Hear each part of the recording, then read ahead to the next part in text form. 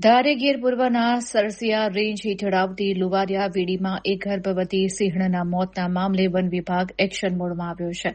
સિંહણની સુરક્ષા અને દેખરેખમાં ગંભીર બેદરકારી દાખવવા બદલ સ્થાનિક ફોરેસ્ટર સામે તાત્કાલિક શિક્ષાત્મક પગલાં ભરવામાં આવ્યા છે, જેના પગલે સમગ્ર વન વિભાગના સ્ટાફમાં ભારે ફફડાટ વ્યાપી ગયો છે.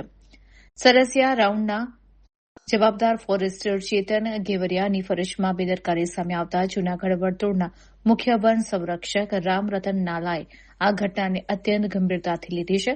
તેમણે સિંહણના મોત અંગે સ્થાનિક એસીએફને ઊંડાણપૂર્વકની તપાસના આદેશ આપ્યા છે. પ્રાથમિક માહિતી અનુસાર સ્થાનિક ફોરેસ્ટર ધારી શહેરથી અપડાઉન કરતા હતા અને વિસ્તારમાં પેટ્રોલિંગનો તદ્દન અભાવ હોવાને કારણે આ કરુણ ઘટના ઘટી હોવાનું બહાર આવ્યું છે, જેના પગલે ફોરેસ્ટર ચેતન ગેવરિયાની તાત્કાલિક અસરથી પાલીતાણા રેપિડ ખાતે બદલી કરી દેવામાં આવી છે. ગ્રામજનોના જણાવ્યા અનુસાર સિંહણ છેલ્લા 2 દિવસથી બીમાર હાલતમાં એક જ જગ્યાએ પડી રહી હતી અને અત્યંત પીડા ભોગવી રહી હતી. અંતે સિંહણના મોતની જાણ પણ વન વિભાગને બદલે સ્થાનિક ગામના લોકોએ કરવી પડી હતી. લુવારિયા વીડી પંથક વન્યજીવો માટે છેલ્લા કેટલાક સમયથી જોખમી સાબિત થઈ રહ્યો છે.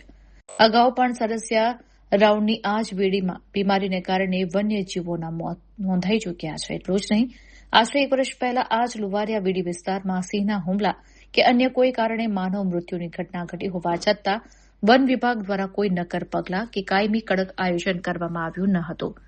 તંત્રની આ જ જૂની નિષ્ક્રિયતા આજે એક ગર્ભવતી સિંહણ માટે કાળ સાબિત થઈ છે.